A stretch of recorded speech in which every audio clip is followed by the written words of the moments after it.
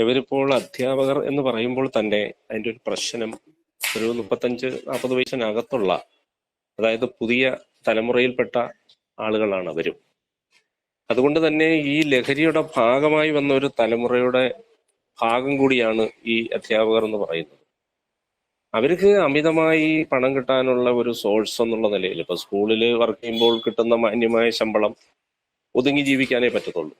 അപ്പൊ അമിതമായി കാശ് ചെലവാക്കാനും ആഡംബര ജീവിതം നയിക്കാനുമുള്ള ഒരു പണം, പ്രത്യേകിച്ച് എനിക്ക് തോന്നുന്നത്, ഞാൻ അറിഞ്ഞത് ഈ അധ്യാപകർ ലഹരിക്ക് അടിപ്പെട്ടവരാണ്.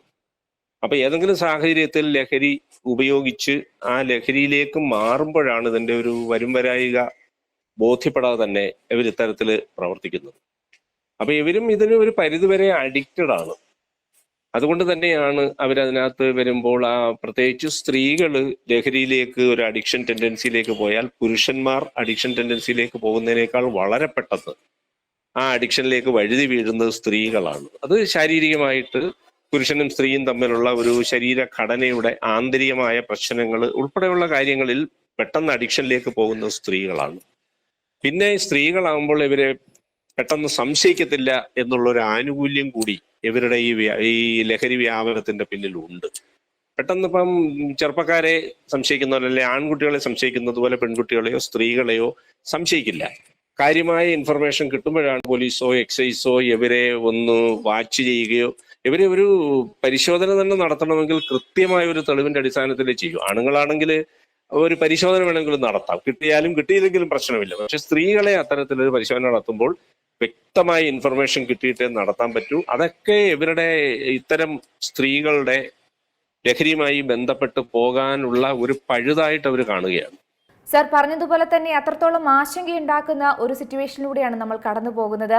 ഇപ്പോൾ നമുക്കറിയാം, ഓപ്പറേഷൻ തൂഫാന്റെ ഭാഗമായുള്ള പരിശോധനയിലാണ് ലഹരി വിൽപ്പനയുമായി ബന്ധപ്പെട്ട് ഇപ്പോൾ അധ്യാപകർ അടക്കം പിടിയിലാകുന്നത്. ഇനി എത്ര പേർ എവിടെയെല്ലാം എന്നതാണ് ഞെട്ടിക്കുന്ന പ്രധാനപ്പെട്ട ചോദ്യം, അല്ലേ?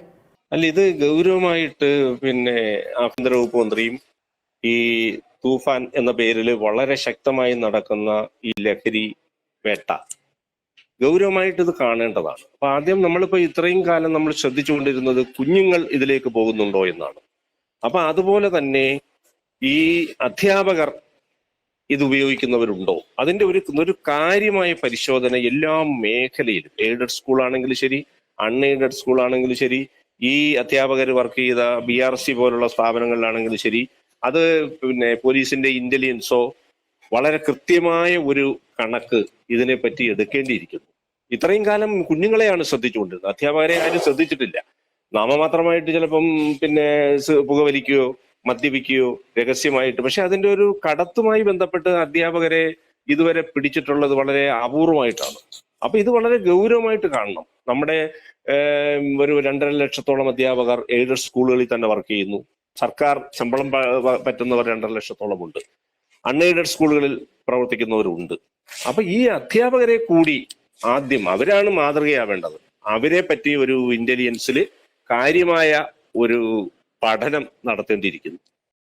ഏറ്റവും പുതിയ വാർത്തകളും വിശേഷങ്ങളും വിരൽ തുമ്പിലറിയാൻ സീ മലയാളം ന്യൂസ് എല്ലാ ഡിജിറ്റൽ പ്ലാറ്റ്ഫോമുകളിലും ലഭ്യം.